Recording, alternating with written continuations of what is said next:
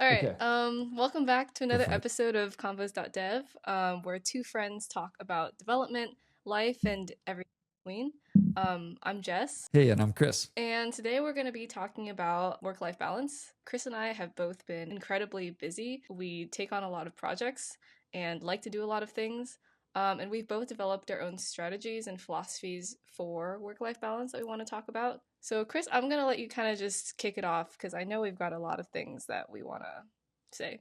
Yeah, and I'm sure you feel the same way, but this is not an area where I think anyone feels like amazing at. It's just like, here's kind of currently what's working or what I'm trying or like what I found helpful. So as long as I can say that as a qualifier up front, I'm happy to chat about Yep. this.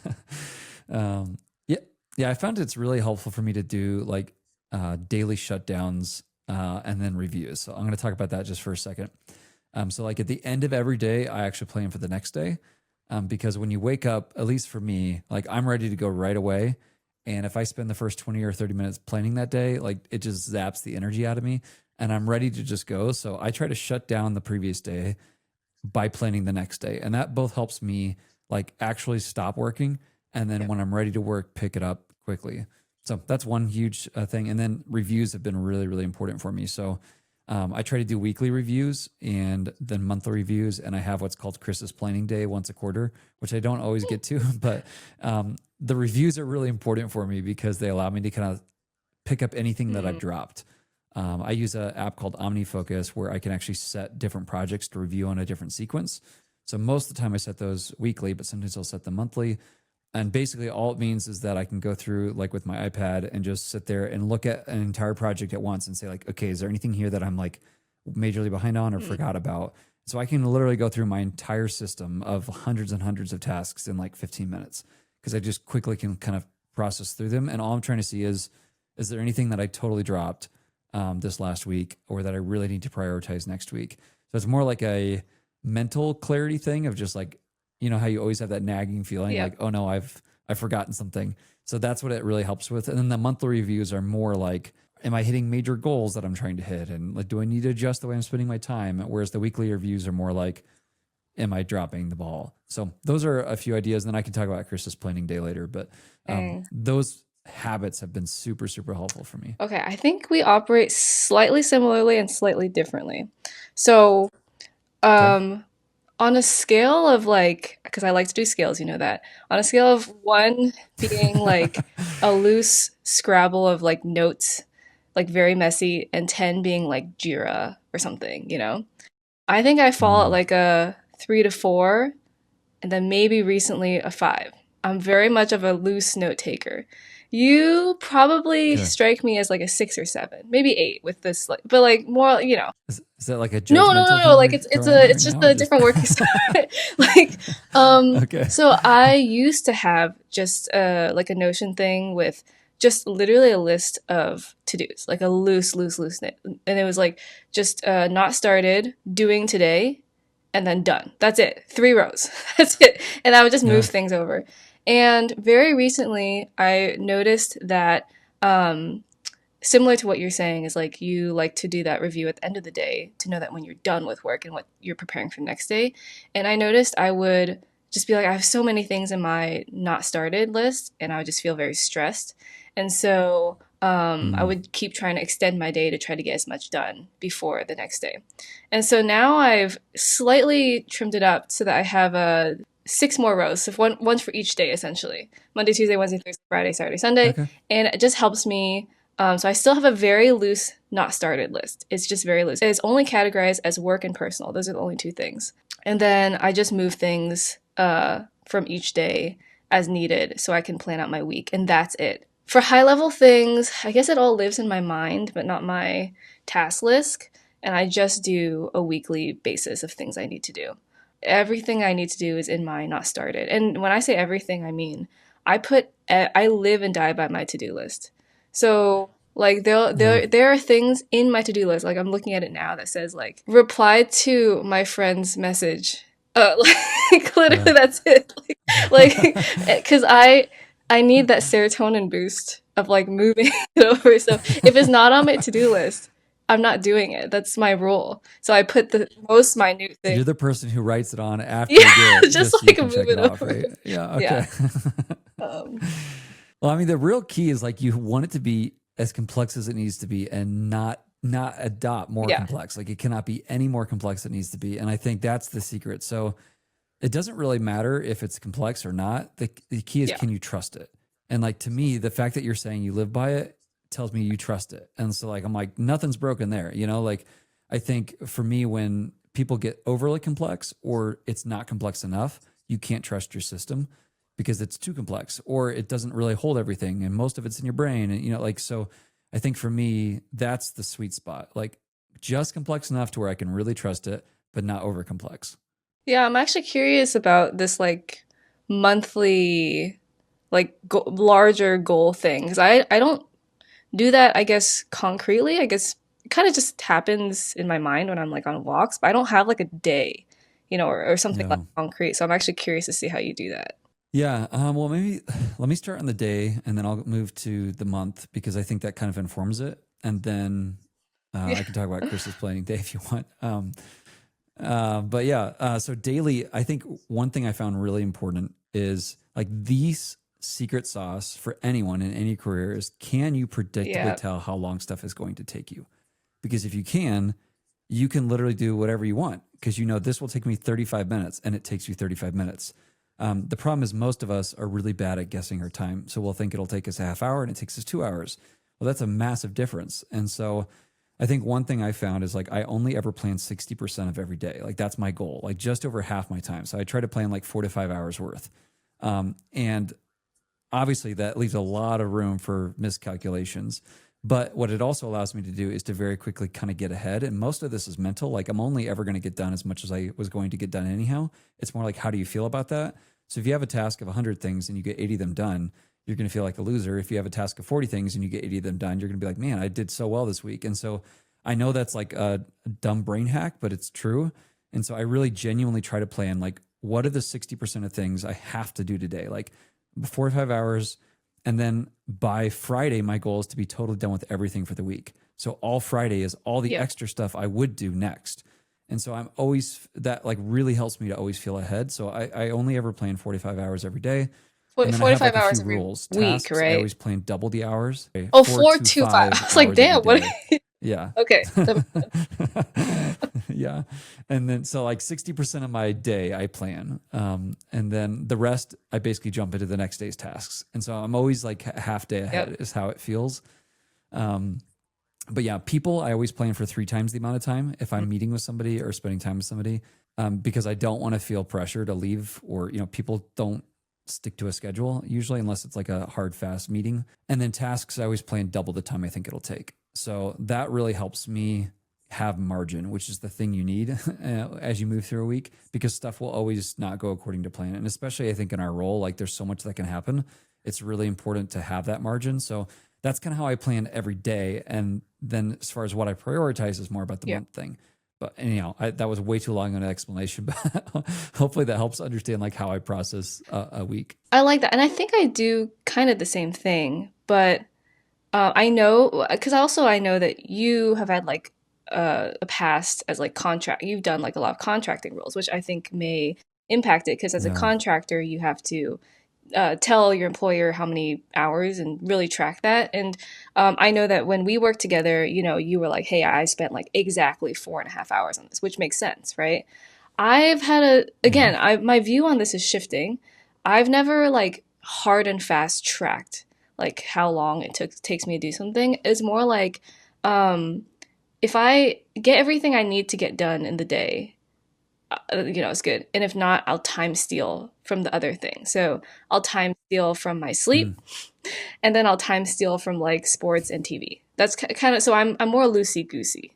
But Yeah. recently, I have been trying to track my time more. I've had like a timer. I'm becoming more like that, but I wasn't before. No, that makes sense. And I think the important thing is like, can you trust what you're doing? And it sounds like you can. And the balance part is, I know what we're wanting to talk about too. I think that's where the month thing for me comes in. And the way I think about life is I try to break it up in different roles I have. Like, I'm a dad. Like, what does that mean? I'm an employee. Like, what does that mean? Like, those kinds of things. And that really helps me pick the right things per day. And so in each of those categories, I try to think through those once a month and just say, like, have I invested in this? And I try to think about them each as like gardens. I don't know why, but that mental image really helps me. Like, are there things that are encroaching in that time that are not useful, that are kind of weeds I got to get rid of? Or are there areas that I really wanted to see blossom that I haven't spent time in, I haven't nurtured? And so for me, like, that monthly session is all about the bigger picture roles in my life. Yeah. And so that helps me make sure that throughout the month, I'm actually giving attention to the important things that are never Yeah. urgent. Usually, like, relationships mostly fall in Hmm. that category. It's like, yeah, this is super important, but like, at no point, unless there's a crisis, is this relationship urgent where I'm like, I have to spend, time with this person today. But over time, it does become urgent if you neglect for that long. So I think that's how I use the monthly stuff, and that informs what I do per day. Okay, tell me more about the Chris planning day. Because I actually do think we think similarly. I just don't dedicate a specific. I just think about it like right before I'm about to sleep, and I just consider that like good enough. But I'm curious Yeah. to see the more codified way that you probably do. So yeah. Well, yeah, I don't know that it's that. It's mostly like tongue in cheek that I call it Christmas planning day. But the big thing is, like, I get away from my computer, and I just brain dump. Now I do that weekly as well. That's basically what my weekly reviews are like brain dumping everything I can possibly think of. And I have ways that I manage all that in OmniFocus. But yeah, my planning day starts with basically tons of brain dumps and then asking myself lots of questions. So I've got like kind of a list of questions I ask, and I've shifted it over time, but I try to do several hours of just like deep thinking about areas of life. So that's like a lot of what I do in the monthly review, just way more in depth. Like, I want to spend more time with my kids. Okay, well, what does that mean? And I might spend 30 minutes like thinking through ideas and what would that look Hmm. like? And, so probably some of this is just like my stage in life too with the kids. Like, it's just hard to find that time if I don't set aside a whole day. So like going to a coffee shop with a pen and paper, is really important for me. Yeah, sometimes you just got to get away, be a hermit, and think for a while. And it's actually like really tiring, but I found it really helpful for like more big picture stuff. So yeah, so I brain dump and then lots of big picture stuff. I like that a lot. I think we kind of do the same things, but um, I'm just, I just kind of like, I think I do it a lot on walks. I just go on a lot of walks and I just think. I'm curious how you, like, when you're going through a day, especially with it being a little bit more like unstructured, and I mean that in a good way. Like, you're able to be more flexible. How do you choose like what you do in a given time? Do you like say, I'm doing today? You sit down at the beginning of the day and you list them out, and then you do them in that order, or like how do you pick moment by moment? I'll either wake up and try to do the most things in the morning, like the most small things in the morning, so that when I hit like 12 p.m., I only have like the two big things I need to do. And so I'll just have knocked out all the small things. Sometimes I'll even add like these small little tasks, like just drop it over. The little dopamine hits, Or I'll do the really big thing first in the morning, and aggressively like cut down on meeting times so that I can go do that. I'm curious, like, when you, like, everyone has those spots in the afternoon or the morning where like, I'm not going to be as productive. Do you tend to like just take breaks? Do you tend to like save stuff for those times that's like low energy, low focus stuff? Curious how you handle like the doldrums of afternoons. Recently, especially in the summer, I'll wake up early because I don't have like curtains, so I'll get woken up by the sunlight, and Hmm. then I will work usually until like 1 or 2, and that's when the doldrum hits or whatever, and I'll go play Yeah. sports. I'll go play sports. I'll go from like 2 to 5 or 6, 7, and then I'll come back and I'll work. And recently, I've been Huh. playing a lot more pickleball. And with pickleball, the culture is that it's a quick rotation. So you'll play 20 minutes and then you'll wait 20 minutes and you'll play 20 minutes. Wait. So I bring my laptop to the courts and those are like my email answering time or my like, easy, Slack answering, threads and stuff, and I'll just go do that. Because what I mean, I what like am I that. gonna do when I'm waiting? You know? Yeah. Yeah. I like that because you're kind of working with body's rhythms and like your mind's rhythms and saying like, I know I'm going to be low energy, low focused at these times. So I'm going to go do something that I enjoy. So I think I need to find a way to work that into my schedule more because I tend to be more just gut through it. And that's not always super productive. I mean, I don't know how much this factors into it because, but I do have like ADHD, and I'm sure if I had better discipline, I could work through it. I just can't. like I don't want to do something, I really can't do it. But I just know myself. I'm also just a very intuitive worker, and I'll know if I want to do something, I'll get it done. And I'll do it well, and if not, it's not going to get done well. So I try not to work through it, and just find my focus areas when I can. So I think that's really smart though. And I, like I said, I think I need to find ways to build that kind of habit in more. Like I've been trying to set patterns and schedules like where Monday I go on a walk with one of my daughters, Wednesday I go on a walk with another daughter, and then Friday I do something with my son, a walk or something else. Like we'll go walk the dog. But I've been trying to push those later and later into the afternoon. And I wonder if I've been like subconsciously trying to become you because that's basically what I've been doing is like I've been saving it up until I feel like, man, I just can't do anything right now. And then I'll run upstairs and be like, hey, you want to go on our walk today? And so those patterns have been helpful to like kind of reset my yep. mind. And usually when I come back, I'm ready to go again. So I wonder if I've been moving towards that, but it hasn't been intentional really. It's just been how life's worked the last week or Yeah, two. I like that. And like, I don't know. Do you talk to your kids about like any of this stuff? How old are they again? 9, 7, and I don't 5. know Yeah. what the emotional maturity of a 9-year-old is, to be honest. I don't really. It really depends on the day, to tell you the truth. Usually, most of my times, I just ask them questions and let them talk. So I just want to hear whatever they're thinking about, and yeah. So it's a lot of questions, and my middle daughter doesn't really talk as much, so we'll just walk quietly, and she's very content with I that. love that. So, yeah, kind of shape it for a kid. I think just one other thing I was going to mention is like I think a lot of times everyone kind of feels like a failure with productivity for the most part. Like there are like the hype tech bros who I'm sure feel amazing about themselves all the time, but the rest of us just always feel like, oh man, I'm just not doing what I want.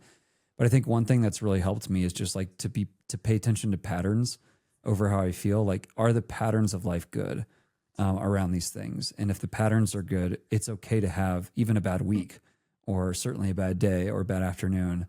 And if if the patterns are in place, like the long run will be good. So I think if that helps, if you hear this and think like, man, I'm horrible, I need to get, better or whatever. I think just paying attention to the patterns is way, way more important than the immediate feels because those go up and down with every day and emotion and whatever else is I happening. like that a lot. I think that's such a good, nice message. So uplifting too. We're all going to be okay. Look at us. We're all doing our best. All right, let's move into tool review. I Let's like do it. yours because I feel like it's a nice transition from like the we're all gonna be okay like message. Yeah, I didn't even plan that. Yeah, I found this thing called lo.cafe, and it's just like a little app that runs on your machine and just like has raindrops falling. And I don't turn this on all the time, but sometimes when I'm in just like, it's like turning fall, and I want to put on some like nice lo-fi music, and it's just like got fireflies flying around, and I don't know. So I found it like super relaxing when I just kind of need to get in the zone. So I've been playing with it, and I don't know. I got it a few weeks ago and use it pretty regularly, like a couple times a day. I just like, okay, I need to go into my Zen garden and just work on stuff. So yeah, lo.cafe. I like this. What's the argument for using this versus like just opening up the YouTube Lo-Fi Girl and just like popping that full screen on? Yeah, I mean, I think for me, because this overlays on what I'm working on, I like it. And Gotcha. so yeah, Like so it just overlays on whatever you're working on currently, and it like splashes off your dock and stuff like that. It doesn't actually play music, so I play music separately, and then I just have this kind of hanging out on my screen. I like that. Wait, so if I had like an app open though, I wouldn't be able to see this. No, it's over everything. Yeah, so it just drops. So the background on the Oh, website the is the rain is person's over desktop everything. background, the Oh, rain and the fireflies. okay. Oh, Yep. I see what you're So that's all it is. I like that. Yeah. Well, mine is not as calming, but like I remember maybe in our first or second episode we did mention like Base 44, how it got acquired by Wix and stuff. And I did try it Yeah. out. Completely transparently, they did a paid partnership with me actually, so I got Oh, to cool. try it out and it's kind of what you expect. It's just like Lovable and Bolt. You just, type in a prompt and it spits out like some app for you. And I think it's maybe because I work on like Warp, and I'm not as like in enchanted by these like vibe coding, one prompt, one shot apps anymore. It's just like, what is the use case for this? Even I don't know if I should say this, whatever. Even in my video, I like was like, oh, like I could take this code, and I actually tried to edit it a little bit in the video and stuff. And they're like, no, just show the vibe coding part of it. Like, just show, like for a non-technical audience, like just show the app and your prompt, and that's it. I'm like, oh, okay. I mean, that makes it less complicated for me, but I'm just like, it's. I guess it makes sense for people who want to like just build apps quickly and are non-technical, but for a developer, like for somebody who works in DevRel, I'm like, well, the code is important, and like how many ideas are you going through a day anyways? Like, at a certain point you have to productionize things and you have to like build on top of what's there. So like, what am I gonna do? Go into this, like type in a prompt, get the code, and then what? That's like 5 minutes, and then what am I gonna do with that, right? I'm not gonna use this anymore. I don't know. It's hard for me to understand the value prop of these like one shot app builders. I don't know. Yeah, I play with them a decent amount at work too, and I think they're nice for prototyping ideas. But I am with you that like the robustness of them, I think leaves a little bit to be desired. And like what you do next, like my main benefit is like, can I get this into a GitHub repo where I can do what I want? But I don't think that's their goal. So I think there's still a lot of room to do, a work on their part to get it to a point where it's like really production ready. All right, let's do some show and tell for non-developer stuff. I'll go first. So I do a lot of sports, and I got recommended these like Therabody JetBoots. And it's supposed to be good for like leg recovery and leg compression. So essentially, like you can look at the picture, but you just put them over your legs, and then they like fill up with air, and they just compress your legs a lot. And there's different settings. And they just like compress, and then they release, and you'll feel all the blood like rush in. Like, so you'll feel like you're just compressed like a massage, and then it'll release, and then there's blood flow. I don't know like how like scientifically it helps with like calf recovery and stuff like that, but it feels really good.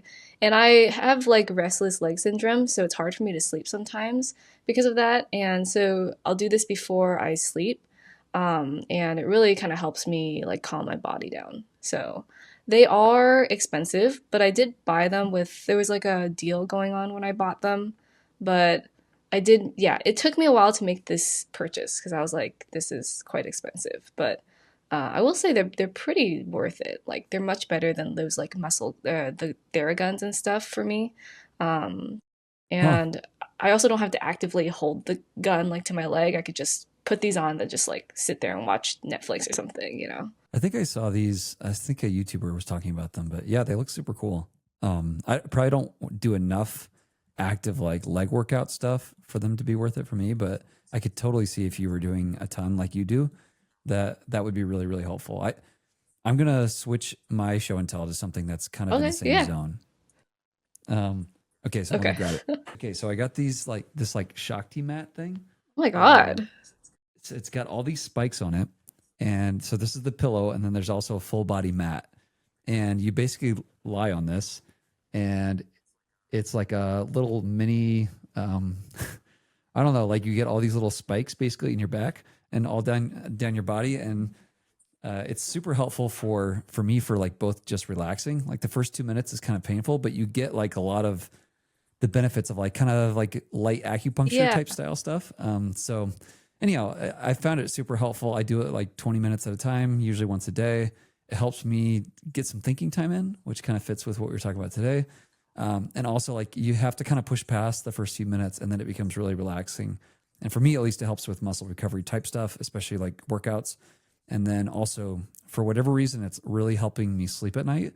So I'll do it even just sometime in the day. I find that when I do the Shakti mat, I sleep way better at night. But you do have to kind of push past the pain. There are 3 levels. There's like the introductory one, then the medium one, and then like whatever the pro one. And I was just like, I'm just going to go for number 3. How hard can it be? And turns out it hurts. Number 3 is just a bed of nails. Well, thanks so much for joining us. I hope this was encouraging to you and also maybe gave you some new ideas. please let us know your ideas, both for like how to interact with stuff we've talked about, but also ideas for new episodes or things you want to hear us talk about. You can just obviously comment anywhere you're listening, or you can go to our website, combos.dev, and submit a question or a thought there, and those come to us as well. But thanks so much for chatting, and I'll see you next time, Jess. See you, Chris.